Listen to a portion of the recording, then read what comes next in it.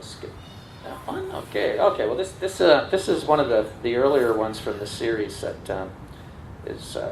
I don't know if any of you have ever been on the prairies, but in Saskatchewan in particular, there's a bird called a meadowlark, and it's probably has, to my mind, one of the most beautiful songs of any bird anywhere.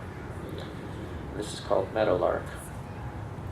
Whenever I mention Saskatchewan, Meadowlark interrupts with a song so magnificent it can only be sung where geography relaxes into grasslands and tabletop horizon, while luminous sky sweeps away the pitiful small concerns we humans carry around with us.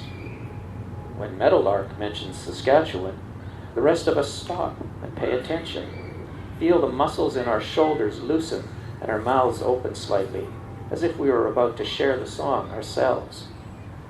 And while Saskatchewan mentions Meadowlark, the breeze falters, and daylight becomes a verb, conjuring time stopped, with only music alive and moving through this world.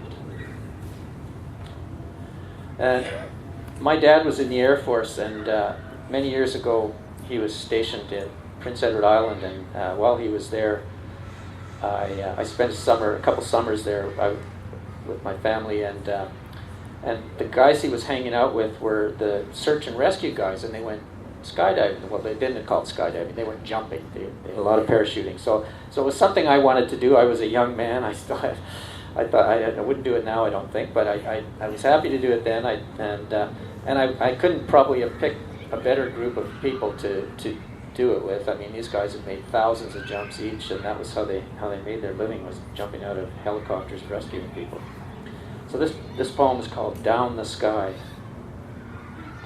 When I climbed out of that single-engine aircraft, 3,000 feet above the waist of Prince Edward Island, my mind worked hard to convince me this was not natural, was a mistake. Engine racket and wind pushing in around the edges of my helmet as we moved forward across afternoon sky. Noise so loud I could barely hear the command to jump, but I did. Then dropped into the space between plane and plane below, fell towards those famous potato lands, the green fields east of Miscouche, so named from the Mi'kmaq phrase meaning small grassy island, spread eagle but not bird-like.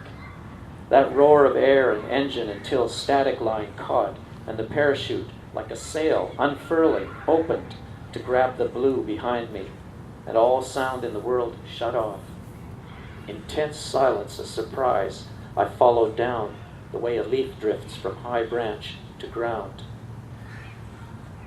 The day my son described a lucid dream from the night before, I said, whenever I'm dreaming, whenever I realize I'm dreaming, I choose to fly.